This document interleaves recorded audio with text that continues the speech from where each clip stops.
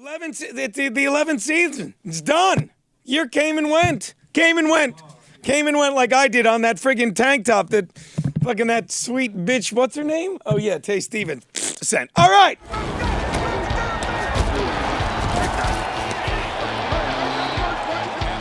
action fakes it for Patriots. Yes, touchdown.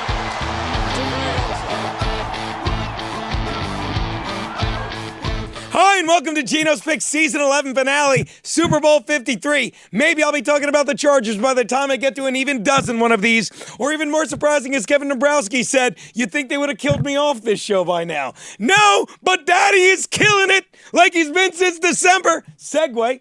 After a 3-1 championship weekend, for the first time since week 1, Daddy's back above 500. That's right, at 45, 44, and 5, or as Joanne says, 44 to 45 to 5. Look, Daddy's 51% against the spread, and since December 1st, 29-9 for 76% against the spread going into the Super Bowl. Could Daddy score his second straight 5-0 fucking big game? If Daddy do that, you dudes will be dancing, because he will finish at 50-44 for 53%, and that's flat out fucking winning. It would be a Christmas miracle. Who am I talking to? The only 3 people fucking listening. And Pantelis, he's Canadian. He has no idea what I'm fucking talking about. Anyway, going 5-0 is a distinct possibility given the way Daddy has been picking. So let's walk you through Super Bowl 53. You ready? You ready? Ho-ho! The coin toss! You would think after doing this pick for a decade, Daddy would only be out of gas, but not a chance, because as Vegas will tell you, bet with your head, not over it. When I go to Vegas, I like to play with my head. Look, believe me, that's just something they say while they want you to get in way over your head, and what better way to do that than to start overanalyzing a bet on the very thing you should be using to make every other fucking bet. Before we start, I swear to God, he's like, you took heads? Fun fact, last year the Patriots, just like Daddy, correctly picked heads, and as a result, and of course, unlike New England, Daddy went on to win everything else that day. Well, that heads, fun fact, bet the trends, broke the previous streak of 4 straight tails. I can't remember the last time I got 4 straight not important, but let's keep the dick joke going. Look for that streak to continue, because as any man will tell you, you can't explain why, but head usually happens in bunches. Okay, hold on. Where was I? Oh, right. Oh, they're not going to find her body. They're going to look. She left her return. Take heads. She left her return address on the. Turn it off. She left her return address on the. My next pick. Good fucking luck editing that one, Joe. My next pick. The over-under on the national anthem is 147. This is my favorite one. The anthem will be sung by Gladys Knight. No Kevin Goatee, not Aretha Franklin. Is he?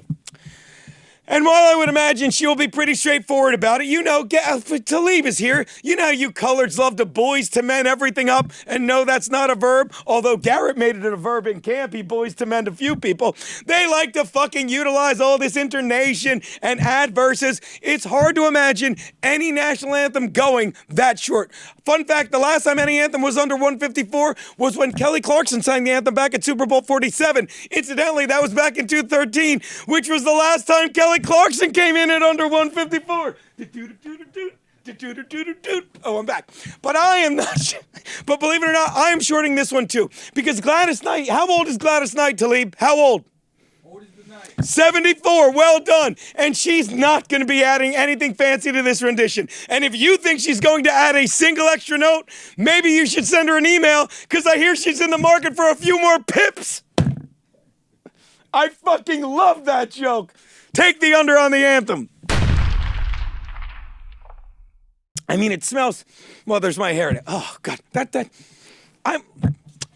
the over-under on Gronk's receiving yards, 49.5. I would love for Gronk to have exactly, you ready for this? 69 receiving yards. So he can tell that reporter who was offended by his reference to that number that he now gets to rape her. I mean, isn't that what it was? That's the only reason. Seriously, if anyone watching the NFL thinks his high school joke is justifying rape when it's coming from a guy that has seen more blows to the head in a single afternoon than that frigid bitch who was offended has given out in a lifetime, well, just like her, you deserve to be fisted in the mouth. I'll tell you what, ladies, let men be men and go cover the WNBA, where the 69 is the only real option for sex, but there's no threat of a penis, at least not a human one. Oh yeah, the bet. We're doing a bet, right? Look, Gronk is a best player at his position, or as I wrote, potion. He's the best player at his position because he's a blocking tight end. And unlike that woman who was offended by his comment, Gronk is worn down from dudes pounding him over the past decade. She doesn't get laid. She's an angry bitch. All right, and for him to have 50 yards of receptions, you know what he would need to do? Catch about 30 passes, because the only play where Gronk saw more than 10 yards after a catch this season, he was playing safety, watching Kenyon Drake. Otherwise, they'd have him feel with that. Take the under on the best blocking tight end in the NFL. He'll have maybe 40 yards. Hold on, let me just put that in my pants.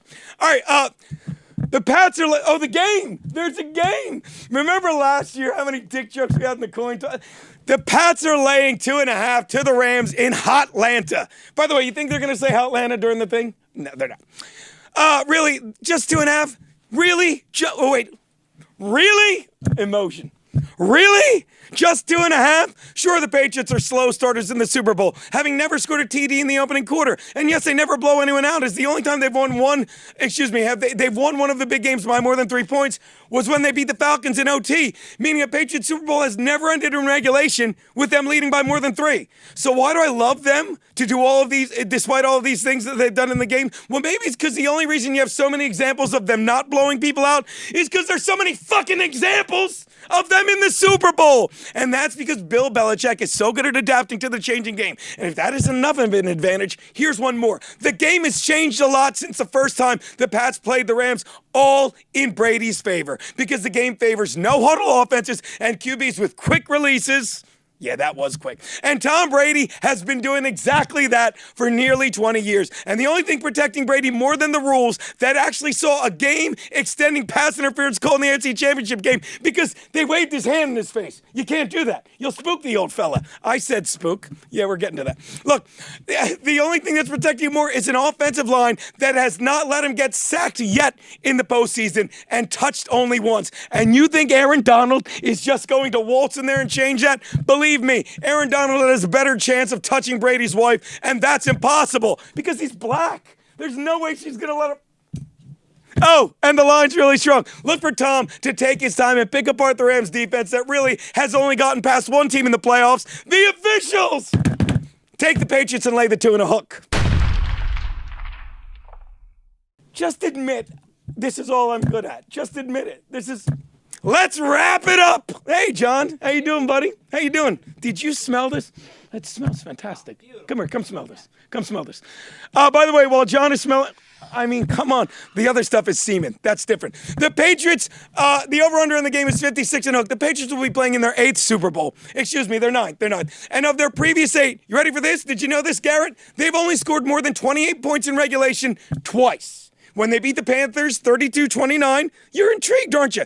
And last year, I can't remember who they played last year. Yeah, they scored 33 points in the loss to the Eagles. Oh, was it? I was going to let Talib say the fucking white people, right? God. 33 points in the loss to the Eagles. Did you just read it? Everyone's watching this going like, these guys aren't that funny. What are they? 33 points in the loss of the Eagles. Anyone else think Belichick is going to keep the scoring low in this one because it fucking works? The only thing that's going to be slower than this game are the people retarded enough to bet the over. Slow means retarded. Take the under. That's fucking season 11. Thank you, guys.